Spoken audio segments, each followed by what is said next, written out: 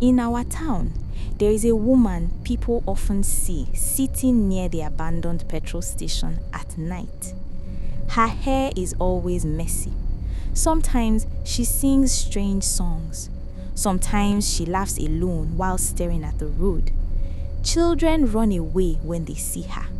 Some adults pity her and drop food beside her. Everyone simply calls her the woman who lost her mind. But nobody knows the truth. That woman is actually my elder sister, and once every week, my father secretly visits her. Late at night, when the whole house is asleep, he drives to that place, talks to her gently, brings her home for a short while, cleans her up, feeds her, and before morning, he takes her back again. I am the only person who knows about it. My mother has no idea. For a long time, I thought my father was hiding something terrible from us. Because every Sunday night, almost exactly at the same time, he would quietly leave the house. He never explained where he was going. At first, I suspected he had another family somewhere. My mother never questioned him. She had a simple routine. After dinner, she prayed for a few minutes and went straight to bed. Once she slept, the whole house became silent. My father always waited for that silence before leaving. Our family did not always live with secrets like this. Everything began 3 months ago. That was the day my sister suddenly changed. Her name was Amaka. She was 22 years old while I was still in secondary school, only 17. We were the only children our parents had. Amaka was always full of energy. She liked joking, singing, and arguing playfully with me. Sometimes she would say I behaved too much like an old man. But one morning, something happened that nobody in the house understood. That day was a Monday morning. My mother was preparing to go to work. My father was outside reading a newspaper in the compound. I was inside my room packing my bag for school. Suddenly, my door opened quickly. I looked up, surprised. In our house, nobody entered someone else's room without knocking first. It was a rule my father always insisted on. Respect people's space, he would say. But that morning, the door opened without any warning. It was Amaka. She walked inside slowly and closed the door behind her. Something about her looked strange. Her eyes looked restless, like someone who had not slept all night. I asked her if she was okay. Instead of answering, she looked at me for a long moment. Then she said something that confused me. David, sometimes people hide feelings for too long. I frowned. What feelings? I asked. But before I could understand what she meant, she suddenly started behaving strangely. She began laughing loudly for no reason. Then she started pulling at her clothes like they were uncomfortable. I stood up immediately, feeling uneasy. This was not the sister I knew. Then suddenly she rushed out of the room and ran towards the sitting room. I followed her halfway but stopped when I heard my mother shouting her name. That day was the beginning of a nightmare in our house. Before evening came, it became clear that something was terribly wrong. Amaka was not thinking clearly anymore. She talked to herself. Sometimes she shouted at people who were not there. Sometimes she cried and begged invisible people to leave her alone. My mother was completely devastated. She cried so much that neighbors started to check on us. Everyone kept asking the same question. What caused this? But nobody had an answer. The person whose reaction confused me the most was my father. He was quiet the whole time, not panicking like the rest of us, just watching everything silently. About 2 weeks later, something else happened. One morning, we woke up and discovered Amaka was gone. She had disappeared during the night. Her room door was open, but she was nowhere in the house. We searched everywhere, friends' houses, hospitals, nearby towns, but nobody saw her. It was like she had vanished into thin air. My mother cried almost every day after that. The house became painfully quiet. But then I noticed something unusual. Every Sunday night, my father would leave the house without telling anyone, always around the same time, 11 p.m. At first, I ignored it, but after several weeks, my curiosity grew stronger. One night, I decided to follow him. That night, I stayed awake, pretending to sleep. When the clock reached 11, I heard his door open. A few minutes later, the sound of the car engine started. As soon as he drove out, I quietly slipped outside through the back gate and followed from far behind. My heart was beating fast. If he caught me following him, I knew he would be very angry. After driving for some minutes, he stopped near the abandoned petrol station at the edge of town. That place was known for something. Many homeless people slept there at night. I hid behind a broken wall and watched carefully. Then my father stepped out of the car, and a few seconds later, I saw someone slowly walking towards him from the darkness. When the street light revealed her face, my breath stopped. It was Amaka, my sister. Her hair was rough and dusty. Her clothes were dirty and oversized. She looked thinner than before, but there was no doubt it was really her. My father walked up to her slowly and held her shoulders. He spoke softly to her like someone calming a frightened child. Then he opened the car door and helped her inside. Tears filled my eyes. All this time, she was still alive, and my father had known where she was all along. I followed them secretly back home. When they arrived, my father parked behind the house so nobody could see. He brought her down gently and sat her on a small chair. Then he brought a bucket of water and began to wash her hair slowly. After that, he gave her warm food. He kept talking to her calmly, even though she barely responded. Later in the night, before the sky began to brighten, he drove her back to the petrol station again. That was when I understood the truth. My father had been secretly taking care of her every week. But the night I discovered everything, something else happened that frightened me even more. Because while I was hiding behind the broken wall, watching them, I suddenly heard footsteps behind me. Before I could turn, a quiet voice spoke near my ear. Following your father at night is a dangerous thing to do. My heart nearly stopped. Slowly, I turned around to see who it was, and the face staring back at me was someone I never expected to see there. For a few seconds, I could not move. My heart was beating so loudly that I was afraid the person behind me could hear it. Slowly, I turned around. Standing there in the darkness was a tall man I had never seen before. He looked to be around 50 years old. His face was serious, and his eyes were fixed on me like he already knew who I was. Relax, he said quietly. I am not here to harm you. I swallowed hard. Who are you? I asked. Instead of answering my question immediately, the man looked toward my father's car, which had already disappeared down the road. Then he looked back at me. So, you followed your father tonight, he said. It wasn't a question. It sounded like he already knew. I felt uncomfortable. How do you know my father? I asked. The man sighed and folded his arms. I know more about your family than you think, he replied. Those words made my stomach twist. What do you mean? I asked. For a moment, he didn't answer. He simply looked toward the abandoned petrol station where my sister had been standing a few minutes earlier. Then he said something that made the hair on my neck stand up. Your sister did not lose her mind by accident.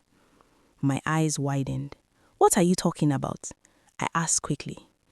The man shook his head slowly. This town hides many secrets, and your father has been trying to keep one of them buried. My heart started racing again. What secret? I demanded. But the man only gave a small smile. You will find out soon enough. Then he turned and started walking away. Wait! I shouted. He stopped but didn't turn around.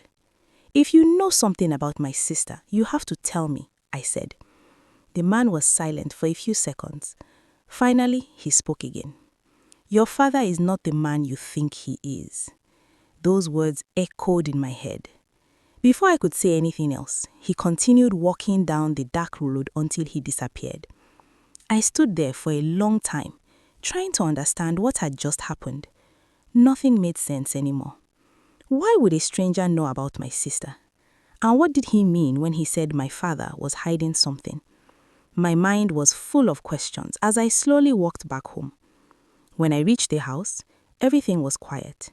My mother was still asleep. My father had already returned and parked the car like nothing had happened.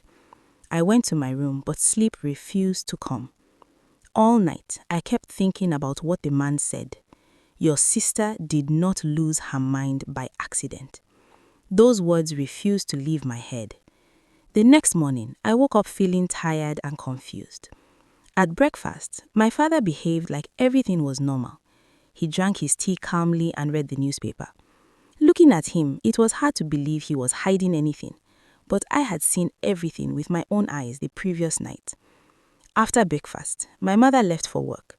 When my father stood up to go outside, I gathered the courage to speak. "Dad," I said. He stopped and looked at me. "Yes?" I hesitated for a moment. Then I asked a question that had been troubling me all night. "Where do you go every Sunday night?" For a moment, his face changed, just for a second. Then he forced a small smile. "What kind of question is that?" he asked. "I just want to know," I said quietly. He stared at me for a long moment. Then he said something strange. "Some questions are better left unanswered." With that, he walked outside. I stood there frozen. My father had never avoided my questions before. That only made me more suspicious. Later that afternoon, something unexpected happened. I was walking home from school when I saw someone sitting under a mango tree near the road. At first, I thought it was just another stranger. But as I got closer, my heart skipped a beat. It was the same man from the night before. He was sitting quietly, watching people pass by. When he saw me, he smiled slightly. "I was wondering when I would see you again," he said. I walked up to him cautiously. "You still haven't told me who you are," I said. "My name is Mr. Okoye," he replied calmly. "And what do you want with my family?" I asked. He looked around to make sure no one was listening. Then he leaned closer to me. "What I want," he said slowly, "is for the truth to come out." My chest tightened. "What truth?" Mr. Okoye stared straight into my eyes. "The truth about what really happened the night your sister changed." My heart began to pound again. "You know about that night?" I asked. He nodded slowly. I was there. The world seemed to stop moving around me. "You were there?" I repeated. "Yes," he said quietly. "And if your father had listened to me that night, your sister's life might have been very different today." My mind was spinning. "What happened that night?" I asked desperately. Mr. Okoye looked toward the road again. Then he said something that made my blood run cold. "The night your sister lost her mind, she wasn't the only one in danger." I felt a chill run down my spine. "What do you mean?" I whispered. But before he could answer, we suddenly heard the sound of a car approaching. Mr. Okoye's expression changed immediately. "Your father," he muttered. I turned quickly, and there, driving slowly toward us on the dusty road, was my father's car. My heart started beating faster again. Mr. Okoye stood up immediately. "Remember this," he said quickly. "The truth about your sister is closer than you think." Then he began walking away quickly. My father's car stopped right in front of me. The door opened slowly. My father stepped out and looked from me to the direction where Mr. Okoye had just disappeared. His face suddenly became very serious. "Who were you talking to?" he asked. For a moment, I didn't know what to say, but something in his eyes made me realize something frightening. It looked like he already knew the answer. And that was the moment I began to suspect that my father might have been watching me long before I started watching him. My father stood there, staring at me carefully. "Who were you talking to?" he asked again. My throat felt dry. For a moment, I thought about lying, but something told me that would only make things worse. His name is Mr. Okoye, I said slowly. My father's face immediately became serious. The change in his expression was so quick that it frightened me. What did he tell you? My father asked. Nothing much, I replied, trying to sound calm. But my father looked directly into my eyes like he was trying to read my thoughts. Then he sighed deeply and sat down on the wooden bench beside the road. Come and sit, he said. I hesitated, but I sat down beside him. For a few seconds, he said nothing. He just stared at the dusty road like someone remembering something painful. Then he spoke quietly. I knew this day would come. My heart skipped. What day? I asked. The day you would start asking questions. The air suddenly felt heavy. My father rubbed his forehead slowly. Your sister did not become like that by accident, he said. Those were the same words Mr. Okoye had told me. My chest tightened. Then what happened? I asked. My father looked at me with tired eyes. It started the night she went to a birthday party with her friends, he said. I listened carefully. That night, she came home very late. I was worried, so I asked her where she had been. She told me everything was fine. He paused, but the next morning, she started behaving strangely. I remember that day clearly. My father continued. At first, we thought it was stress, but later we discovered something terrible. What? I asked quietly. My father looked down at his hands. Someone had secretly given her something dangerous to drink at that party. My eyes widened. What kind of thing? Drugs, my father replied slowly. My stomach twisted. But that was not the worst part. I swallowed hard. There was someone behind it, he continued. Someone who wanted to harm her. Who? I asked quickly. My father sighed again. That is where Mr. Okoye comes in. My heart started beating faster. He used to work with me many years ago, my father said. We were close friends, but something happened between us, something that destroyed that friendship. I stared at him. What happened? My father looked toward the road again before answering. Many years ago, we were both competing for the same business contract. It was a big opportunity. He paused. In the end, I got the contract. And he didn't. My father nodded. He believed I cheated him. But I didn't. I was silent. My father continued. For years, he held that anger in his heart. And when he discovered that my daughter was attending that birthday party, he saw an opportunity to hurt me. My chest tightened again. You mean he did that to Amaka? I asked. My father nodded slowly. He didn't expect the result to be that serious, but by the time we realized what had happened, it was already too late. I felt anger rising inside me. But why didn't you report him to the police? I asked. My father looked at me quietly. Because I had no proof, he said. And also, he paused again. And also because revenge would not bring my daughter back to normal. Tears filled my eyes. So you have just been helping her quietly all this time? I asked. My father nodded. I visit her every week to make sure she is safe. He looked at me again. She may not recognize us anymore, but she is still my daughter. I suddenly understood why he had been doing everything secretly. He didn't want my mother to suffer even more. That evening, when we got home, my father told my mother the truth. At first, she cried again, but later she said something I will never forget. At least she is still alive. From that day forward, we stopped hiding the truth. Every week, my father and I went together to see my sister. Sometimes we brought her food. Sometimes we cleaned her up. Sometimes we just sat near her quietly. She still didn't recognize us, but we never stopped visiting her. One day, while we were leaving the bridge after seeing her, my father said something to me. Life will always test people, he said. But how we respond to those tests is what defines us. That moment stayed in my mind forever. because through everything that happened, I learned some powerful lessons. First, never allow anger and jealousy to control your heart. They can destroy lives faster than you imagine. Second, family love is powerful. Even when people are broken or lost, true family never abandons them. And finally, some wounds in life cannot be completely healed, but kindness and patience can make the pain easier to carry. Those lessons changed the way I see the world.